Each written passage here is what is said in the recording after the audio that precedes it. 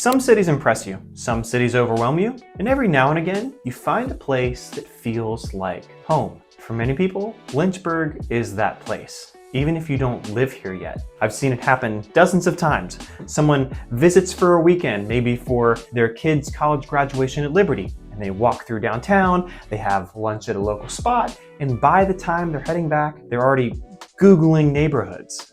So what is it? What makes Lynchburg feel like home before you've even signed the lease or bought the house? Well, today I want to break it down because I think understanding it can help you figure out what you're really looking for in a place to live. So let's start with something subtle but powerful: the pace.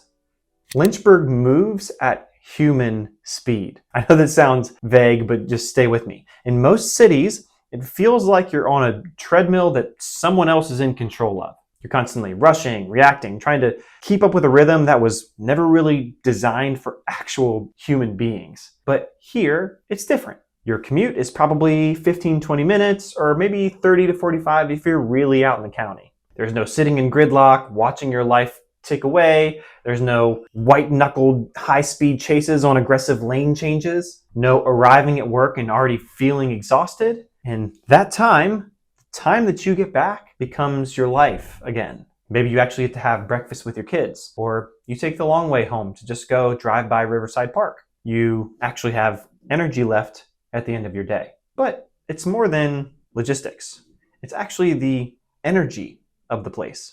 It's kind of like the whole town just took a collective breath and said, you know, we're going to do it differently here. I had a guy move from a pretty big city and he felt like everything was an emergency. And he came here and he was like, what do you mean? Everything's okay? Here, the people take their time. They're present. They're not scanning past you to see what's more important. Because when you live in that environment for long enough, it starts to shift something inside you. But the same happens when you move to a location like this, because suddenly you stop bracing, you stop performing, and you actually start living. Okay, the next thing. I know that Southern hospitality sounds like something that, is in a tourist brochure, but it's genuine here. And if you're coming from a place where strangers don't even make eye contact, then it's probably going to catch you off guard. People here actually acknowledge you. A nod, a smile, a wave in the car, not because they want something from you, but just because you're a human being. There was a guy who moved from up north. He said he lived beside his neighbor for years and never even knew his name. And then he lived here for 2 weeks and he basically knew half the neighborhood. It's not unique. It's just Lynchburg. Your neighbors will introduce themselves.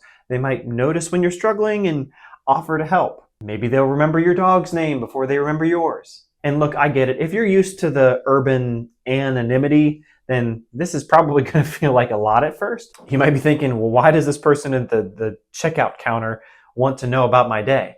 But what I've noticed is after a while, it stops feeling weird and it starts feeling more like oxygen. Because we weren't designed to live in isolated units. We're wired for connection, the brief conversations, the friendly faces, the sense that we're known even in the small ways. Researchers call this social capital, and places have it, where people interact, trust each other, help each other. Those places actually consistently report higher well-being, and Lynchburg has that in abundance. You're not just a transaction here, you're actually a person, and it changes everything. Now let's talk about the landscape, because Lynchburg sits cradled right in the Blue Ridge Mountains. And if you've only ever lived in a flat metro sprawl, then you don't even realize how much the horizon matters. Here you look up and there's depth, layers of ridge line that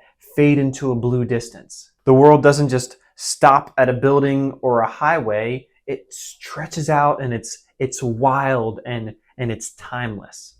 And it does something to your nervous system, like your body remembers, oh yeah, I'm a part of this world. And then there's the seasons. Most places either have seasons on repeat or not much variation, and it kind of just happens to you. But Lynchburg has a rhythm. Fall arrives like a painting coming to life with the reds and the golds and the oranges. They're so vivid, it almost doesn't look real sometimes. and the air sharpens and you start craving soup and pumpkin spice lattes and sweaters. And everything starts to slow down just a little bit for the holidays. The winter is quite quiet and introspective. We get some snow, not very often, but when it does come, it turns everything into a nice white glow. And everything muffles and everything softens. And then spring is brought back to life. The dogwoods bloom, the daffodils push through, and the world exhales. In summer, long evenings, fireflies, thunderstorms, my goodness, there's a lot of rain. And it smells like spring. Living with seasons can remind us that change is natural, and that rest isn't laziness, and that growth takes time. That's the power of a place. It can sometimes wake something up in you that you didn't even realize was asleep. And here's another layer. Lynchburg is rooted in faith and in family. We're home to Liberty University. Churches aren't just buildings. They're gathering places. They're community hubs. They're part of weekly rhythms. Faith is lived out loud. People talk about church the way other places talk about brunch spots. They pray before their meals. They organize their calendars around the Sunday services and Wednesday night activities. Now, I realize this will not resonate with everyone.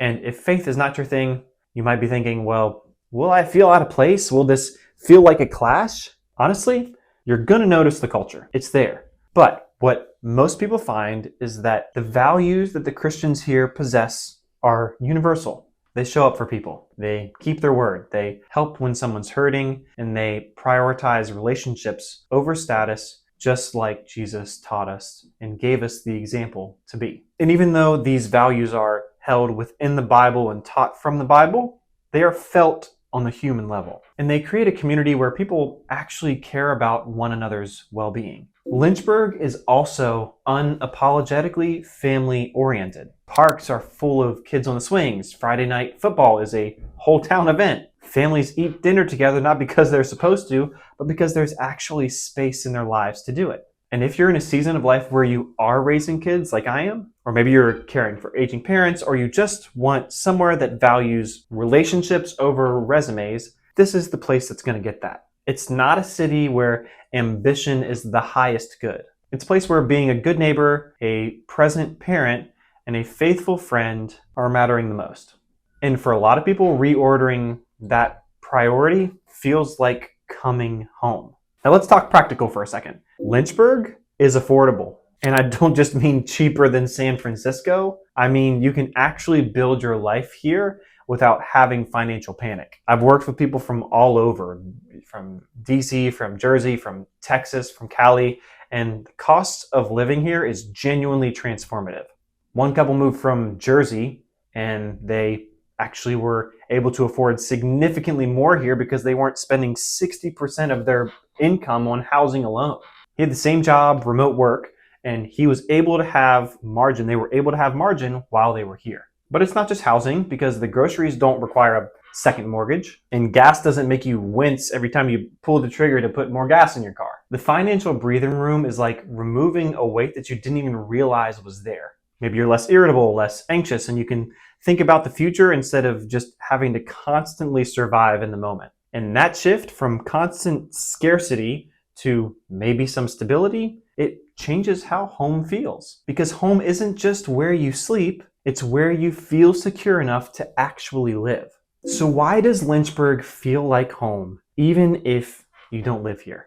Well, it's because Lynchburg offers something that's vanishing from most places I've been to, and that's groundedness. The pace is human, the people are present, and the landscape reminds you that there's more than concrete buildings and phone screens. This culture values roots over restlessness. A lot of people think they're supposed to be searching for the next big thing, the impressive city, the exciting opportunity, the upgrade.